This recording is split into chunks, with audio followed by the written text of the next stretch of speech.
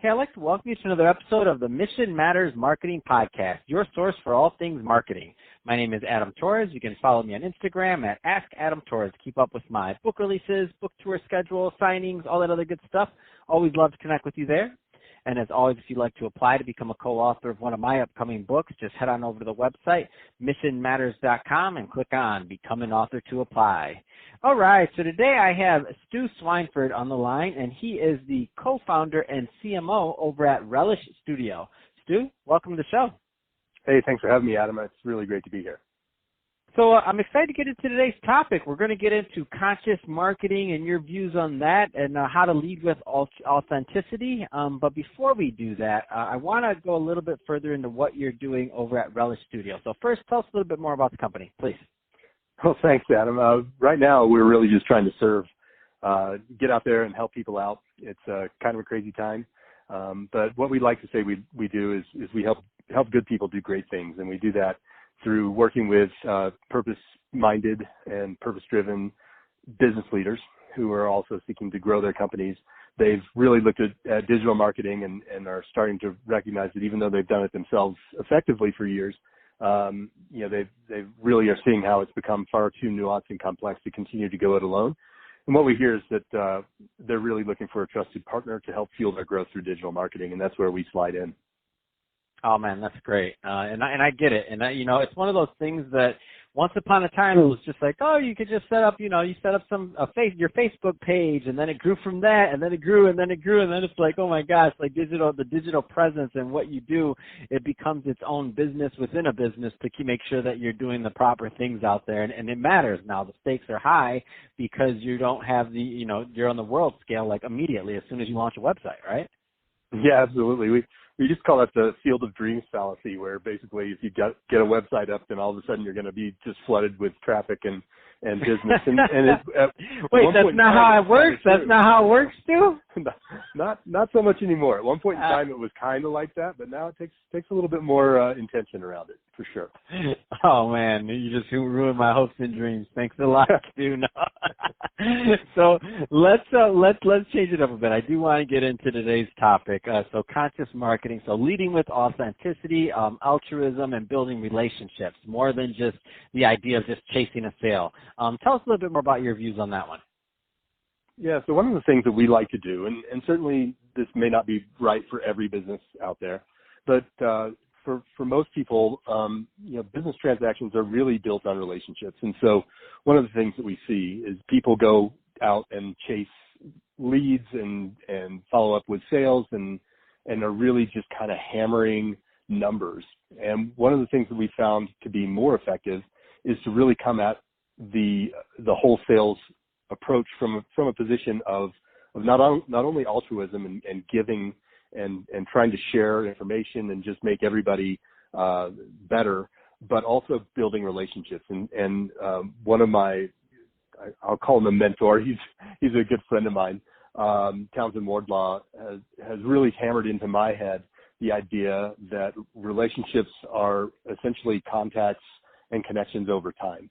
And so what we're trying to accomplish with our clients and the way that we approach what we're calling conscious marketing is really coming at it from the perspective of if you're doing good and you're trying to just help people and give them information and help their lives be better, then you're building relationships, and those turn into longer term transactional type of relationships as well. So essentially coming at it from the perspective of I want to be your friend. I want to be someone who helped you, and then going to the next logical progression of that, which would be hey, how can I pay you for this type of service or even this product? I mean, ultimately we all do business with other people, not other businesses or other companies, and so really treating people not as commodities but as people is where we're coming at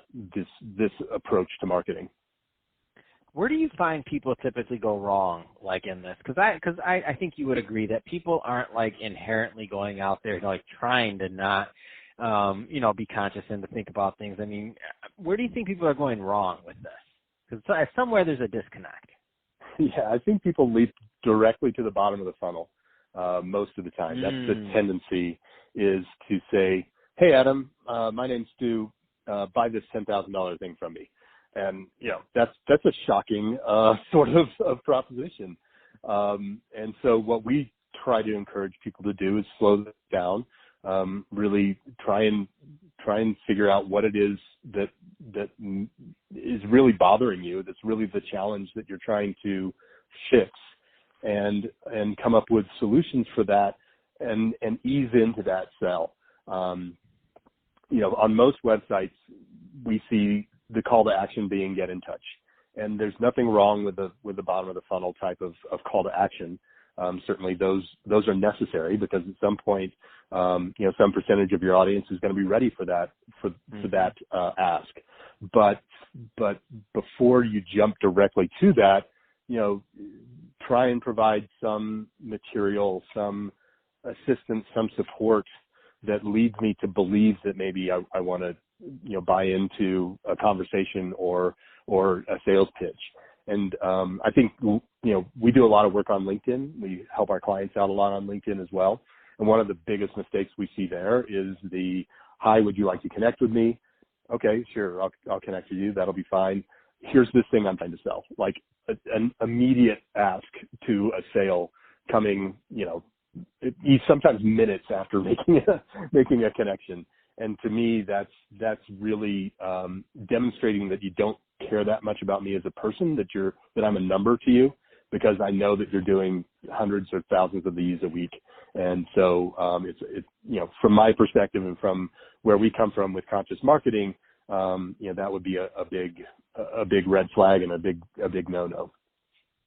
Yeah, and ultimately, I mean, if people ruin their brands like that, it's like sometimes you see some of the companies, the people that do that, and I'm like, man, like I don't know if they came up with that or their marketer came up with it, but it's like, man, this is a pretty established company to be using this practice. Like, do they know that they're messing with a lot of people, like not letting them like it's not a like I like to tell people, like, how do you like to be marketed to? And then people are like, oh, I don't like being marketed to. And I'm like, oh, so you've never bought anything from a brand or company that you discovered online that your friend didn't work there? Yeah, you like being marketed to because you bought something just like I did at some point. Think about that journey that brand took you on. Is it the same journey that you're taking people on? And if it's not, then what makes you think other people want to buy the way that you don't want to buy, right?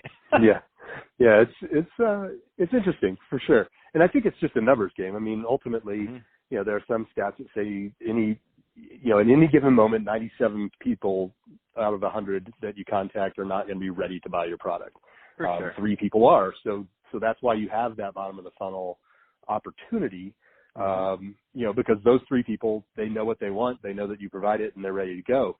But if that's your only approach to those other 97, you're really missing some opportunities. And so I think that when people do leap directly to that ask, to that sale ask, that they're cranking through thousands of these connection requests, a week maybe, and it's just a numbers game for them, because they know if they put out 1,000 of them, that somewhere between 30 and 100 of those 1,000 are going to be ready to go, and they just keep churning on that. So I think it's a little bit more destructive sort of way of going about trying to get a sale, rather than nurturing somebody through a process and really trying to hold their hands and make sure that they're the right client for you. I think that we've seen that a lot. People really respect that part of our process, where we're trying to make sure that they're not only a good fit for us, but we're a good fit for them. And so I think that's a pretty powerful way to try to do business. Man, that's awesome.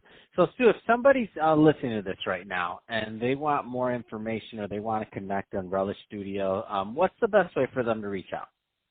Well, certainly they can always visit our website, which is just relishstudio.com, RELISH studio.com. I'm on LinkedIn at first initial last name, so S. Swineford. Or they can just look me up. I think I'm probably the only Stu Swineford on the planet at this point. We are also fairly active on Instagram, a little bit active on Facebook these days, but those are probably the two best ways to get in touch with me. Or they can just send me an email, Stu, S-T-U, @relishstudio.com. Awesome. Well, hey, Stu, really appreciate you coming on the show today and sharing more about all the great things you're doing over at Relish Studio and also your take on conscious marketing. So lots of tips and lots of nuggets in your insight today. And to the audience, as always, thank you for tuning in. Hope you got a lot of value out of this. If you did, don't forget to subscribe to the podcast. Leave me a review on the Apple iTunes Store. If you're watching this on our YouTube channel, Mission Matters Marketing, definitely give us a subscribe there, but also leave us some comments in the video. I mean, love to hear what kinds of things you're working on, what kind of products you have going on in your neck of the woods. And Stu, thanks again for coming on the show.